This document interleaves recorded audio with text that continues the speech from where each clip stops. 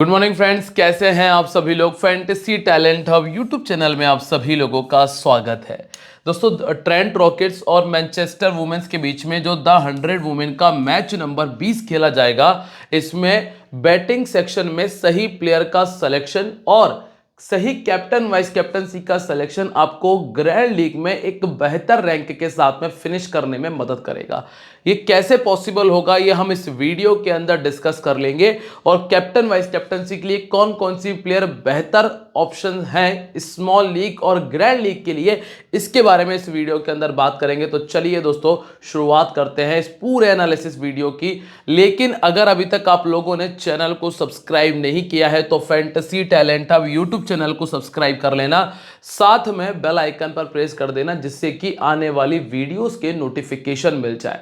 और इसके अलावा एक और चीज़ है जो आप लोगों के लिए ज़रूरी है, वो है टेलीग्राम। क्योंकि दोस्तों, टेलीग्राम पर ही टॉस के बाद के जो अपडेट्स हैं ना, वो आपको दिए जाते हैं। तो अगर आप लोग टेलीग्राम पे नहीं हो तो लिंक जो है वो आपको वीडियो के डिस्क्रिप्शन और जो वीडियो में कमेंट सेक्शन है उसमें पहला कमेंट हमने पिन किया हुआ है, उस पर क्लिक करके आप लोग हमारे साथ में टेलीग्राम पर जुड़ सकते हैं। तो चलिए बात कर लेते हैं वेन्यू के बारे में। मैच होगा ट्रेंट ब्रिज नॉटिंघम में। इस मैदान के ऊपर टोटल अभी तक 17 वुमेन्स के मैचेस खेले गए, जिनमें से 8 बार पहले और 9 बार सेकंड बैटिंग करने वाली टीम ने मैच को विन किया। एवरेज स्कोर लगभग 120 के आसपास आपको देखने मिलता है। आखिरी जो मैच खेला गया था उसमें ट्रेंट रॉकेट ने 106 बनाया। उसके पहले वाले मैच में ट्रेंट रॉकेट ने 128 का स्कोर किया। यहाँ पे ट्रेंट रॉकेट का 91 था और यहाँ पे 158 का स्कोर आया। लगभग 120 रन यहाँ पे नॉर्मल है, जो कि आपको बनते हुए नजर आ सकते हैं। अब स्कोर करने वाली प्लेयर है एशले गार्डनर, जो कि नंबर 4 पर बैटिंग कर रही थी।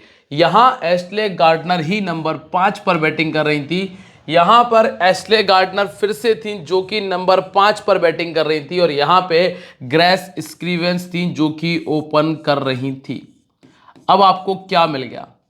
सीधा सा फंडा है कि दोस्तों, वैसे तो मिडिल ऑर्डर स्कोर कर रहा है। पिछले 4 में से 3 मैचेस में हमने देखा है कि मिडिल ऑर्डर ने स्कोर किया है, लेकिन इसमें भी जो प्लेयर कॉमन है वो है एशले गार्डनर। एशले गार्डनर अकेली ऐसी प्लेयर है जिन्होंने पिछले 4 में से 3 मैचेस में टीम के लिए हाईएस्ट स्कोरर का काम किया है। अब आप सेकेंड इनिंग में आएंगे तो यहाँ पे बूचर है जिन्होंने 42 बनाया, ये ओपन कर रही थी। यहाँ पे डेविना थी जो कि ओपन कर रही थी, और दोनों ही ऐसी प्लेयर है जिनको आप टीम में रखते भी नहीं हो, लेकिन ये दोनों ओपनर थी और टीम के लिए हाईएस्ट स्कोरर रही हैं।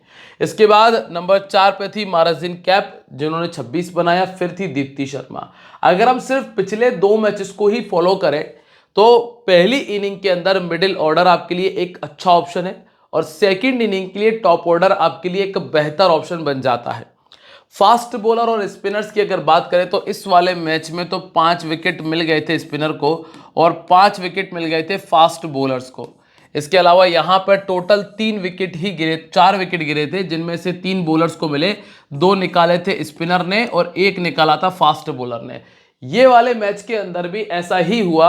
सेकंड बैटिंग करने वाली टीम ने ना सिर्फ मैच को विन किया बल्कि विकेट भी नहीं गए, और टोटल विकेट गिरे थे 2, और जिसमें दोनों के दोनों विकेट फास्ट बॉलर्स ने निकाल दिए। यहां पर भी चेस करने वाली टीम जीती और विकेट गिरे सिर्फ 5। यहां 158 चेस होना मुश्किल था, लेकिन 127 बना और विकेट गिरे सिर्फ 7। अब क्या कुछ कॉमन है मैं आपको बताता हूं, जिसको आप फॉलो कर सकते हो जब आप अपनी टीम तैयार करो। पहली इनिंग में अगर आप देखोगे ना तो टीम ऑल आउट हुई है 10, 18, 5, 23 और इसके बाद 8, 31 विकेट। 40 में से 31 विकेट गिर गए हैं पहली इनिंग के अंदर। सेकेंड इनिंग में गिरे हैं 4, 2, 6, 7, 13 और 5, 18 विकेट। सेकेंड इनिंग में टोटल विकेट गिरे हैं 18। तो सीधा सिंपल सा फंडा है कि पहली इनिंग के ज्यादा बॉलर आप टीम में रख सकते हो और ज्यादा नीचे तक की बल्लेबाजी तक आप आ सकते हो। सेकेंड इनिंग में आप ज्यादा गेंदबाज नहीं रख सकते, इक्का दुक्का गेंदबाज से काम चल जाएगा, और टॉप ऑर्डर तक ही आपको रुकना पड़ेगा, क्योंकि अगर पावर प्ले में यहां पे तो खैर 2 विकेट आ गए थे, यहां तो बिल्कुल भी विकेट नहीं आए, और टोटल विकेट अगर 3 या 4 ही गिर रहे हैं तो टॉप ऑर्डर में से ही आपको एक बेहतर परफॉर्मेंस मिल जाएगा, जो कि आपके कैप्टन वाइस कैप्टनसी का काम कर देगा। और पहली इनिंग में पावर प्ले में 3 विकेट है, यहां पर भी 3 विकेट है और यही रीजन है कि आपको नीचे के प्लेयर्स ने स्कोर करके दिया है। जब पावर प्ले में विकेट नहीं आया तब आपने देखा कि टॉप ऑर्डर ने अच्छी बैटिंग की है, और जब जब 3 विकेट गिरे हैं तब आपको मिडिल ऑर्डर ने बेहतर परफॉर्मेंस करके दिया है। स्पिनर्स का रोल पिछले साल बहुत अच्छा था, इस साल इस वाले मैच में 7 विकेट आए और इस वाले मैच में स्पिनर्स को कोई भी विकेट देखने नहीं मिला है। अब दोनों टीम्स के हेड टू हेड की अगर बात करें तो पिछली बार जब ये दोनों टीमें आमने सामने हुई तो 130 बनाया था मैनचेस्टर ने और 136 बनाया ट्रेंट रॉकेट्स ने, जिसमें इव जॉन्स का 34 था, लॉरेन फिलर के 2 विकेट थे। ये दोनों ही प्लेयर्स को कोई भी टीम में नहीं रख रहा है, अभी तक तो नहीं रख रहा है। इसके बाद नेट सीवर ब्रंट है 56, एशले गार्डनर 36 और हैदर ग्राहम के 2 विकेट है। डियांड्रा डॉटिन ने 30 रन का स्कोर किया, लिजी ली का 44 और इसके बाद एन सीवर ब्रंट के 33 रनों का स्कोर था इस वाले मैच के अंदर। अब हम बात करते हैं ट्रेंट रॉकेट वुमेन्स की प्लेइंग 11 के बारे में। सबसे पहला नाम है ब्रॉनी स्मिथ का, इसके बाद है नताशा, फिर आपको मिलती है नेट सीवर, एशले गार्डनर, इसके बाद Jodie Grewcock, Heather Graham, Amy Jones, Alana King, Alexa Stonehouse, Kirsty Gordon और कैसिडे मैकेर्थी। नई गेंद के साथ में आपको क्रिस्टी गॉर्डन गेंदबाजी करते हुए मिल जाएंगी एलाना किंग के साथ में और कैसिडे के साथ में, और डेथ ओवर में भी आपको इन्हीं की गेंदबाजी थोड़ी सी ज़्यादा नजर आएगी, लेकिन इसमें एशले गार्डनर और हैदर ग्राहम की गेंदबाजी भी जुड़ जाने वाली है। अब आप आइए सबसे पहले ब्रॉनी स्मिथ पे। इन्होंने 15 मैचेस में रन बनाए 360, एवरेज है 24 का और 3 बार 50 से ऊपर का स्कोर इस मैदान पे किया है, इस मैदान पे। और ये बैटिंग सेक्शन में एकमात्र ऐसी प्लेयर है जिनका रिकॉर्ड भी अच्छा है। इसके बाद नताशा है जिन्होंने 4 मैचेस में 52 का स्कोर किया। नेट सीवर के पास में 34 का एवरेज है और 3 बार ये भी 50 कर चुकी हैं। एशले गार्डनर के पास में 30 का एवरेज है और ये भी 1 बार 50 कर चुकी हैं। बॉलिंग में इसके बाद जॉडी है जिन्होंने कुछ खास किया नहीं। हैदर ग्राहम का 22 का एवरेज है और ईमा जॉन्स का 3 इनिंग में 29 रन है।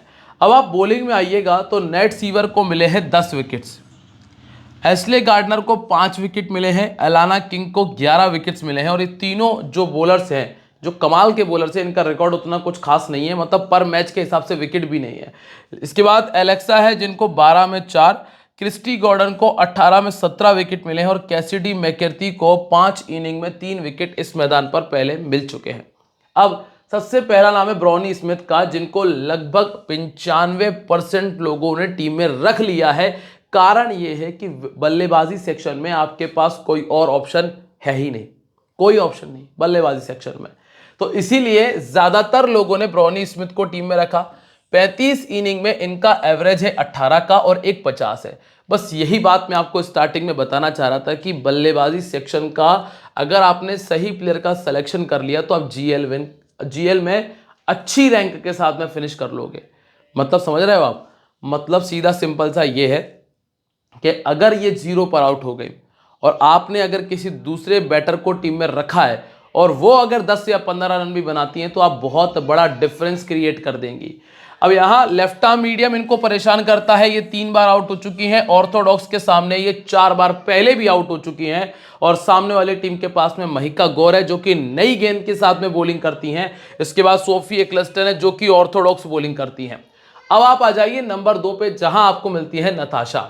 नताशा है विकेट कीपिंग सेक्शन में, और विकेट कीपिंग सेक्शन में हमारे पास एक कमाल की चॉइस बैट मुनी जो कि सामने वाली टीम से खेल रही है, तो उनको रिप्लेस करना तो वैसे भी संभव है ही नहीं, तो वो बिल्कुल कंफर्म है। और ये अभी कंफर्म क्या टीम में ही नहीं है, नताशा टीम में नहीं है। जो 14% लोगों ने लिया है, इन्होंने लिया है वन साइडेड रिस्क, और ये रिस्क लेने की आपको आवश्यकता नहीं है। इनको लेफ्ट आर्म मीडियम ने परेशान किया, मतलब महिका गौर के पास में एक मौका बन रहा है। इसके अलावा राइट आर्म मीडियम और लेग स्पिन ने भी इनको परेशान किया है। राइट आर्म मीडियम में लॉरेन फिलर, डियांड्रा डॉटिन है और कैथरीन ब्रीस शामिल है। अब आप आइए नंबर 3 पे, नेट सीवर। नेट सीवर वैसे तो बल्लेबाजी ही अकेली कर रही है, गेंदबाजी नहीं कर रही है, लेकिन फिर भी इनको आपको टीम में रखना पड़ेगा क्योंकि जो इनके रिकॉर्ड्स हैं वो तगड़े वाले हैं। 45 का एवरेज है, 10 बार 50 से ऊपर का स्कोर है। पिछले मैच में 0 किया है, बाउंस बैक करेंगे, लगभग 30+ का स्कोर आपको इनसे मिल जाएगा। दोनों इनिंग्स में ठीक ठाक 50 से ऊपर का स्कोर इनके खाते में दर्ज है। इसके बाद नंबर 4 पर आती है एशले गार्डनर, जिन्होंने पिछले 4 में से 3 मैचेस में इस मैदान के ऊपर टीम के लिए हाईएस्ट स्कोर किया है। क्योंकि अभी जो हमने टॉप ऑर्डर देखा ना, वो वैसे भी इतना कुछ खास है नहीं, तो गार्डनर को ठीक ठाक बैटिंग मिलने के चांसेस भी हैं, प्लस स्कोर के चांसेस भी हैं। ऐसे में गार्डनर ही कैप्टनसी की प्राइम चॉइस बनती हैं। अब रिकॉर्ड अगर देखोगे तो 39 इनिंग में 45 तो विकेट हैं और 21 विकेट शामिल है 38 इनिंग के अंदर, जिसमें 4 बार 50 से ऊपर का स्कोर है। ऑर्थोडॉक्स गेंदबाजी के सामने ये 8 बार पहले भी आउट हो चुके हैं। सोफी एक्लस्टन इस तरह की गेंदबाजी करती हैं। फिर आप आइएगा जोडी ग्री वॉक पे। दोस्तों ये एक और प्लेयर है जो आपको बैटिंग सेक्शन में मिल जाएगी। अब आपको तो बस यही देखना है कि आपको रिस्क किस पर लेना है। क्या टॉप ऑर्डर पे खेल रही बैटर पे रिस्क लेना है या फिर थोड़ा सा नीचे आना है। इनका परफॉर्मेंस है 23 का एवरेज है, ज़्यादा बैटिंग करने का मौका मिला नहीं है। ऑर्थोडॉक्स के सामने 2 बार और राइट आर्म मीडियम के सामने ये पहले 4 बार आउट हो चुकी हैं। तो लॉरेन फिलर, डॉटेन, कैथरीन ब्रीज और एक्लस्टन, एक्लस्टन के पास में ये चौथा मौका है कि किसी प्लेयर को वो आउट कर ले। इसके बाद हेदर ग्राहम है, ये बैटिंग भी देंगी प्लस आपको बॉलिंग भी प्रोवाइड करेंगी। 38 इनिंग में 49 तो विकेट है और लगभग 16 का बैटिंग एवरेज है, जिसमें पहले बैटिंग करते हुए 1 बार 50 से ऊपर का स्कोर है। ऑर्थोडॉक्स बॉलिंग के सामने ये 5 बार पहले भी आउट हो चुकी हैं, 9 का एवरेज है। एक बार फिर से आप सोफी एक्लस्टन का नाम देखेंगे। सोफी एक्लस्टन मतलब एक तरह से ना वाइस कैप्टनसी की भी चॉइस में बनती जा रही है। अब इसके बाद ना अगला नाम है ईमा जॉन्स का। ये भी आपको बैटिंग सेक्शन में मिलेंगी, पर आपको नंबर 7 तक आने की जरूरत नहीं है, इसलिए ये टीम से बाहर है। ठीक है। नंबर 8 पर आपको मिलती है एलाना किंग। एलाना किंग जो है ये नॉर्मल में भी आपको 1 विकेट निकाल कर देती हैं, मतलब आपको इनको रिप्लेस करने की ज़्यादा ज़रूरत नहीं है। 32 इनिंग में 44 विकेट्स इनके खाते में शामिल है। फिर आती है एलेक्सा स्टोन हाउस, जिनके खाते में अभी तक विकेट नहीं आया है। लेफ्ट आर्म मीडियम बॉलिंग करती हैं, 23 इनिंग में 16 विकेट खाते में है टोटल। तो हाल फिलहाल में स्टोन हाउस जो ना ये आपके जीएल की डिफरेंशियल पिक का काम कर सकती हैं। अब इसके बाद क्रिस्टी गॉर्डन है, पिछले दोनों मैचेस में विकेट निकाले हैं। इनका सेकंड इनिंग का परफॉर्मेंस बहुत अच्छा रहता है फर्स्ट इनिंग के मुकाबले। तो अगर ये सेकंड इनिंग में बॉलिंग कर रही हैं तो इनको रखने में कोई आपको झिझक नहीं होनी चाहिए। इसके बाद दोस्तों कैसिडे मैकर्थी, इन्होंने ऐसा कुछ खास किया नहीं है तो इनको अभी हम अवॉइड करके चल रहे हैं। अब हम आते हैं मैनचेस्टर ओरिजिनल्स के प्लेइंग 11 पे। अगर आपको ना यहां तक की सारी चीजें क्लियर है ना, तो मेरे यारों, मेरे मित्रों, वीडियो को लाइक कर दो, कमेंट करके शेयर कर दीजिएगा। ठीक है, आपके भाई के जल्दी से पहले 5 लाख सब्सक्राइबर्स कंप्लीट करवा दो। ठीक है, अब मैनचेस्टर की बात कर रहे थे तो Beth Mooney wicket keeping section में ऑलरेडी कमाल की चॉइस है। Kathryn Bryce, Amelia Kerr, Deandra Dottin, यहां तक कोई फेरबदल की गुंजाइश नहीं है।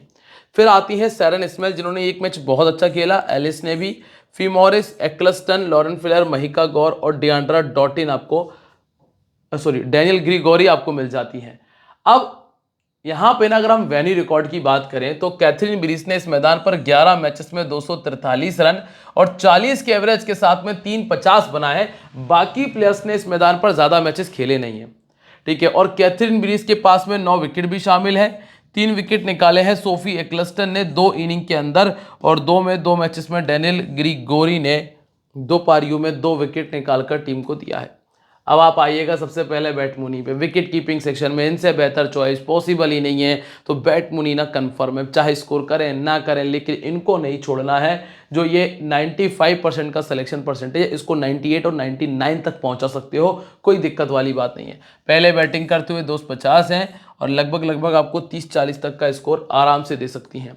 इसके बाद नंबर 2 पे है कैथरीन ब्रीज, जो कि वाइस कैप्टनसी की प्राइम चॉइस में शामिल है, क्योंकि बॉलिंग कर रही है।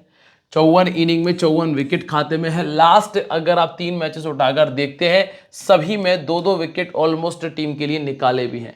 एवरेज है 31 का, तो ये कैप्टन और वाइस कैप्टनसी के लिए बड़ी कमाल की चॉइस है।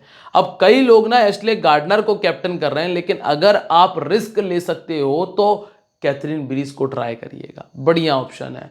इसके बाद अगला नाम है एमिलिया केयर, एक और प्लेयर जो वाइस कैप्टनसी का काम बहुत अच्छे से कर सकती है, बखूबी कर सकती है। 30 इनिंग में 48 विकेट तो इनके खाते में दर्ज है और 20 का बैटिंग एवरेज है। बैटिंग उतनी अच्छी नहीं है, पर हाँ बॉलिंग ऐसी है कि विकेट लेस बहुत बहुत बहुत कम जाती हैं। ठीक है, पहले बॉलिंग करते हुए तो कंफर्म है 17 में 28 विकेट है और सेकंड बॉलिंग करते हुए 13 में 20 है, तो टीम में तो खैर जगह बनती है और ऑफ स्पिन इनको दिक्कत देती है। अब अगला जो नाम है वो है डिएंड्रा डॉटिन का। दोस्तों यहां ना मैं आपसे एक रिस्क की बात कह सकता हूं। रिस्क ये है कि अगर आप रिस्क उठाना चाहते हो तो डॉटिन को इस मैच में छोड़ सकते हो और इनके स्थान पर एक एक्स्ट्रा बॉलर को टीम में फिट कर सकते हो। अब ये कैसे संभव होगा? ये होगा दोस्तों अगर ये टीम पहले बॉलिंग कर रही है तो।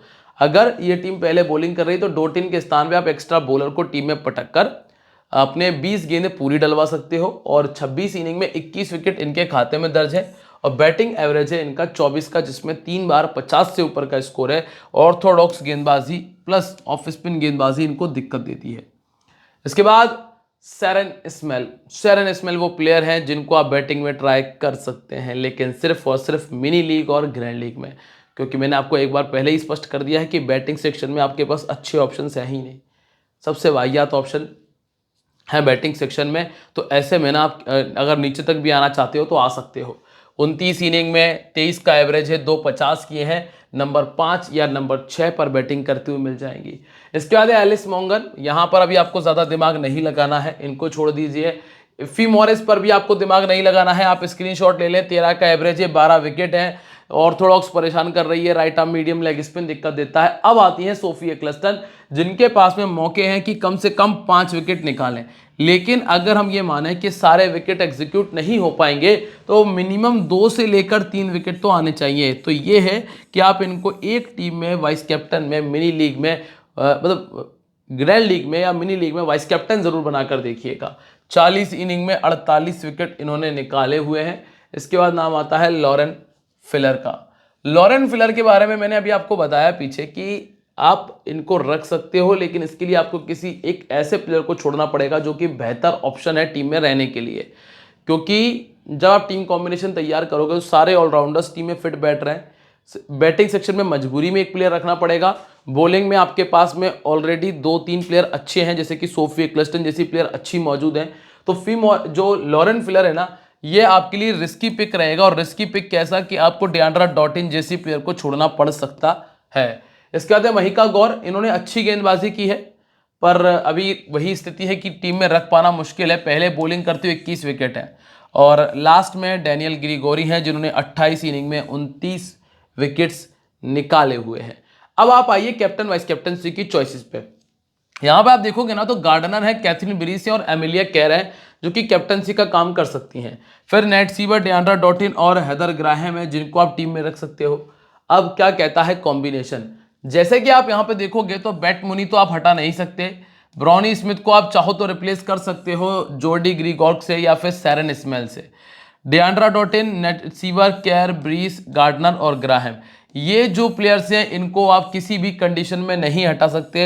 एक्लस्टन, एलाना किंग और क्रिस्टी गॉर्डन जो है ना, ये आपके पास में ऑप्शन मौजूद है। आप चाहें तो गॉर्डन के स्थान पे लॉरेन फिलर को भी टीम में रख सकते हैं और यहां से डॉटिन के स्थान पे भी आप लॉरेन फिलर को ऐड कर सकते हैं। तो उम्मीद ये करता हूं कि आपको सारी चीजें समझ में आ गई होंगी, और अगर नहीं आया है कुछ तो मुझसे आप इंस्टाग्राम पे पूछ सकते हो, कमेंट कर सकते हो, प्लस आप टेलीग्राम पे मेरे साथ में जुड़ जाना, वहां मैं आपको फाइनल अपडेट जरूर दे दूंगा। तो लिंक जो है वो डिस्क्रिप्शन और कॉमेंट सेक्शन में मौजूद है। मुलाकात होगी आप लोगों से अपनी अगली वीडियो में, तब तक के लिए बाय।